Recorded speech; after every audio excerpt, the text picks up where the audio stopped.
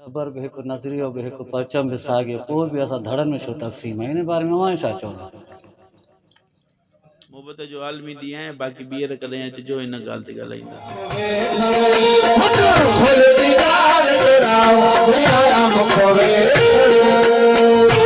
अस्सलाम वालेकुम साईं।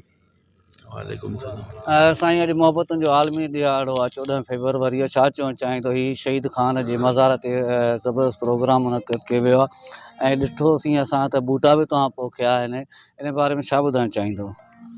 पोएं साल बि असां शहीद बशीर ख़ान कुरैशीअ सां हिते मोहब्बतुनि जो आलमी ॾींहुं जेको आहे उहो असां शहीद बशीर ख़ान कुरैशीअ सां मोहब्बत जो इज़हार करे शहीद बशीर ख़ान कुरैशीअ जी मज़ार ते गुल ॿूटा पोखियासीं। हिन साल बि उन ई रवायत खे बरक़रार रखंदे हिते शहीद बाबा जी मज़ार ते गुल ॿूटा पोखे करे शहीद बाबा जी मज़ार ते गुल निशावर करे शहीद बाबा सां मोहब्बत जो इज़हार कयो आहे। अच्छा साईं, मां हैदराबाद में जॾहिं प्रोग्राम कयो रहबर कमेटी वारनि खां सवालु कयो त रहबर बि हिकु नज़रियो बि हिकु परचम बि साॻियो पोइ बि असां धड़नि में छो तक़सीम आहे, इन बारे में अवां छा चवंदा? अॼु हीउ जेको प्रोग्राम आहे इहो शहीद बाबा सां मज़ार ते मोहब्बत जो आलमी ॾींहुं आहे, बाक़ी ॿीहर कॾहिं अचिजो हिन ॻाल्हि ते ॻाल्हाईंदासीं तव्हां। अच्छा साईं, 23 फेबरवरीअ ते तव्हां एहतिजाज करणु पिया वञो, असांजे सिंधी भाउ धरतीअ जेके हिलाली पुट उन्हनि खे कहिड़ो पैगाम ॾियणु चाहींदव?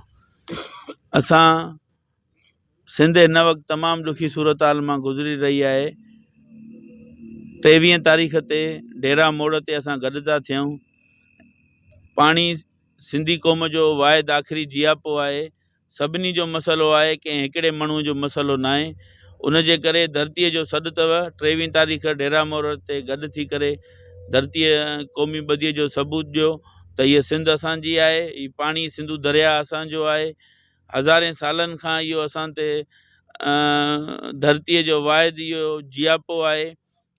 उन असांजे जियापे ते जेको दाड़ो हयो थो वञे उन जे करे सभिनी खे जाॻणो पवंदो, सभिनी खे उथणो पवंदो, तॾहिं वञी इन्हनि मां निकिरी सघूं। प्रोग्राम बारे में छा चवणु चाहींदो? साईं, असां चवंदा त शहीद बशीर ख़ान कुरैशीअ जे जेको मोहब्बतनि जो मुहवर हुयो उहो सिंध हुयो ऐं सिंधी माण्हू हुया।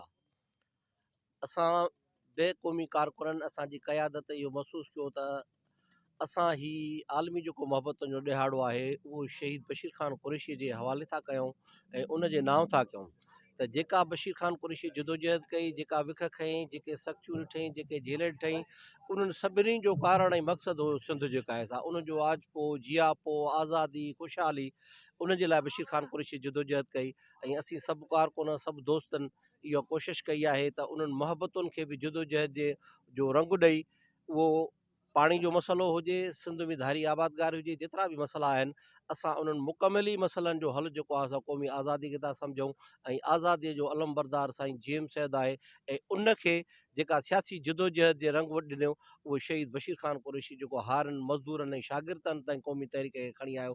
अॼु असां उन जदोजहद जो हिकिड़ो तसलसुल सनान ख़ान कुरैशी जी सूरत में 23 तारीख़ ते जेको आहे सो कश्मीर डेरा मोड़ ते इहो हिकिड़ो ई आवाज़ु खणी वेंदासीं त सिंधु दरिया सिंध जे माण्हुनि जी मिल्कियत आहे, उन ते वारस ऐं मालिक असां इन ते को बि केनाल असां ठहणु न ॾींदासीं। साईं, वालेकुम अस्सलाम। साईं अॼु मोहब्बतुनि जो आलमी ॾिहाड़ो आहे, सभु हिते गॾु थिया शहीद ख़ान जी मज़ार ते कहिड़ो पैगाम ॾियणु चाहींदव?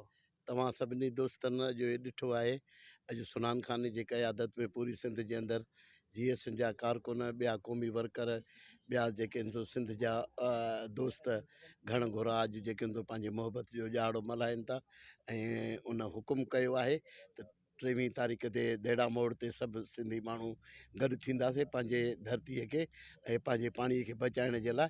पर जेकॾहिं सिंधी माण्हू इन शइ ते अञा न सोचींदासीं अॻिते हली वॾो नुक़सानु पवंदो। छा था सम्झो इहो सुतल क़ौम जाॻंदी एतिरो ज़ुल्म थो थिए, तव्हां ॾिसो था बदअमनी केतिरी थी वई आहे, महांगाई थी वई आहे, माण्हुनि खे हक़ पंहिंजा नथा मिलनि, वरी साम्राज्य पंजाब या ज़ुल्म मथो वञे, बेरोज़गारीअ सबबु नौजवान असांजो तबिको परेशान आहे, पोइ बि ही नथा जाॻनि त आख़िर कॾहिं जाॻंदा?